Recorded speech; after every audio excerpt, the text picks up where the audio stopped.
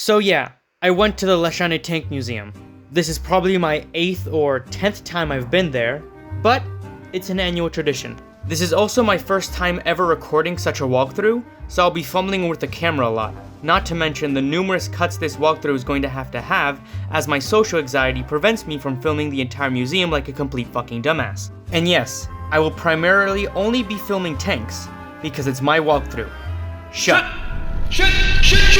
The first tank we see is an MT-55, which is an armored bridge layer, a very old concept which every nation used, including the Italians. This one is on a Czechoslovakian-made T-55. Here we have a 1944 IS-2, often mislabeled as an IS-2M, painted pink. You can tell it's a 1944 model thanks to the upper front hull having this welded part compared to the 1943 model, which had it fully cast and at a much steeper angle. You might be wondering why it's painted pink, and there are 3 reasons why people do that. The first is a sign of respect towards the ones who fell in combat during World War II, whilst the second is supposed to signify wanting peace, freedom, and security. The third, however, the one this tank is supposed to represent, I will talk about later, as it's a long story, and I need something to wrap this entire walkthrough with. This monstrosity we see is an OT-62 TOPAZ, a modernized version of the BTR-50. This was the first AFV I've ever been in, as small children are allowed to climb inside and stuff pine cones in the gun manlet as if it was ammo. This AFV also got a slide.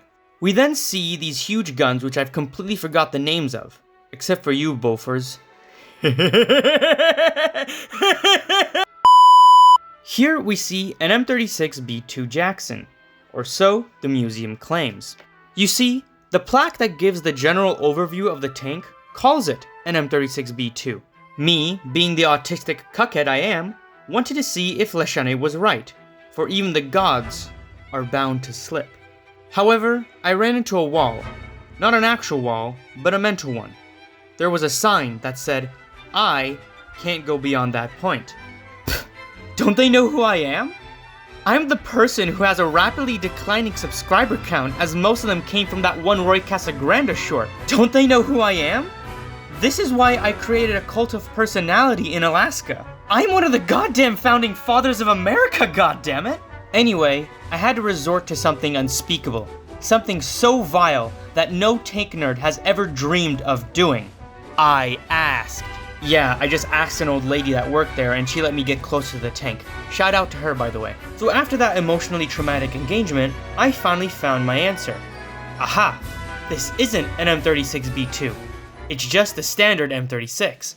You see, standard M36s were made on M10A1 hulls, basically an M10 with a 4GAA V8 engine.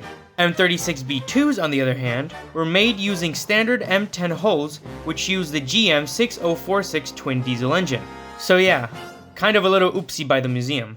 Also fun fact, this M36 is actually from Yugoslavia, where its engine was replaced with the Soviet V12 diesel engine, due to the lack of spare parts. Moving on to the communication building, we see a German Halftracht, and I forgot the name, but in short, it's a Czechoslovakian communication vehicle that had the ability to level itself while on uneven ground using its suspension, which is pretty cool. We then move to the place that I like to call the Hall, which is a series of, you guessed it, halls meant to represent how tanks and vehicles evolved during the first half of the 20th century.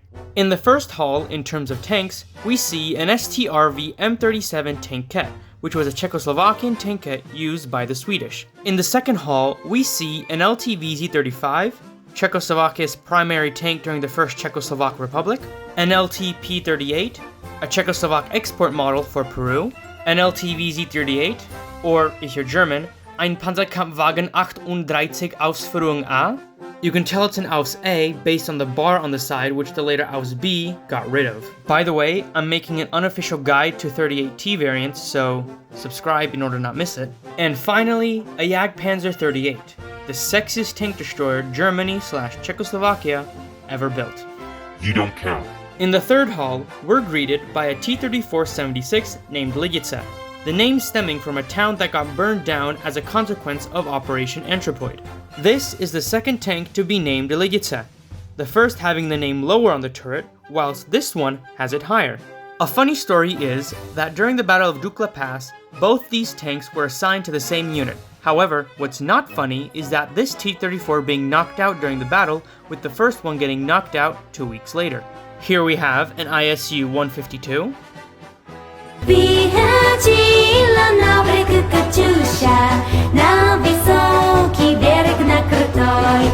here we have another M36. There used to be an M3A1 Stuart here, but I have no idea where it is now.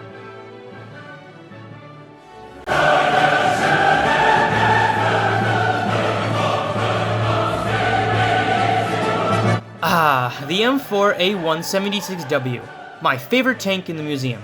It's also the only Sherman I've seen that still has its side skirts fully installed, which is cool. Also, here's an M16. In the fourth hall, we see a Cromwell Mark V, an A34 Comet, and an Su-76M. Meanwhile, in the final hall, we see a Storm Artilleriewagen M43. Once we're outside, we see an M47 King Tiger, an M48A5, an M60A1, a Leopard 1A5, a Centurion Mark IX, a Chieftain Mark V, and a Mark I Merkava.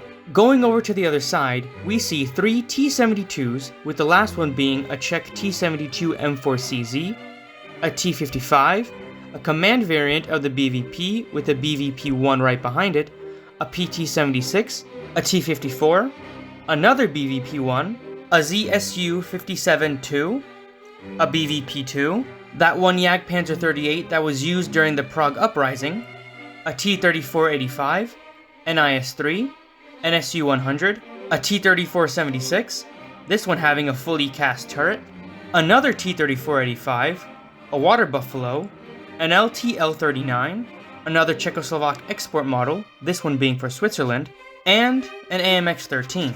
Moving down the stairs towards this hall, we see an IS-2, this one being an early production variant, and as mentioned in the start of the video, it has a fully cast front. I don't want to see tomorrow unless I see it with.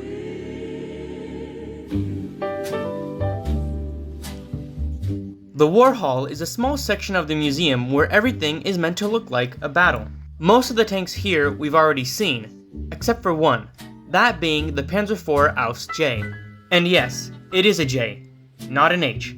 The Schürzen is not what makes an Ausf H an Ausf H.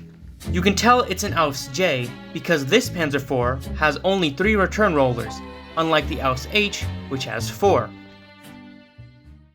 At the start of the video, I mentioned that painting a tank pink has 3 meanings. Up until now, I've only mentioned 2, with none of them applying to this one. But in order to understand why it's painted pink, we must go back to 1968.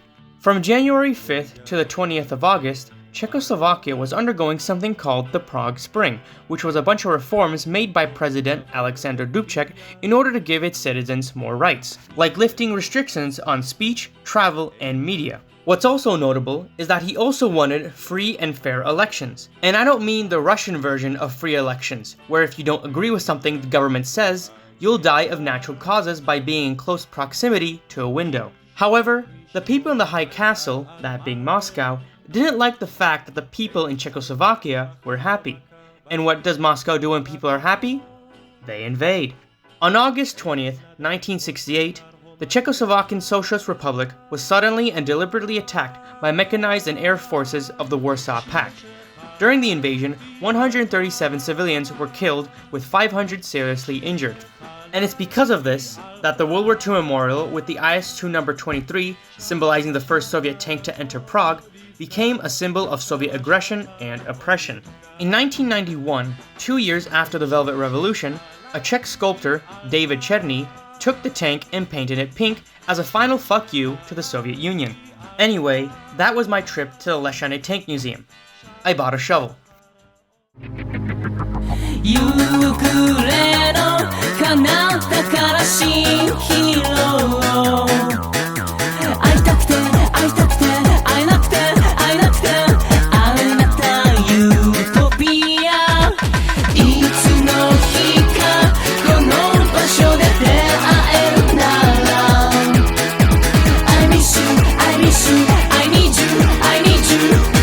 she's sexy.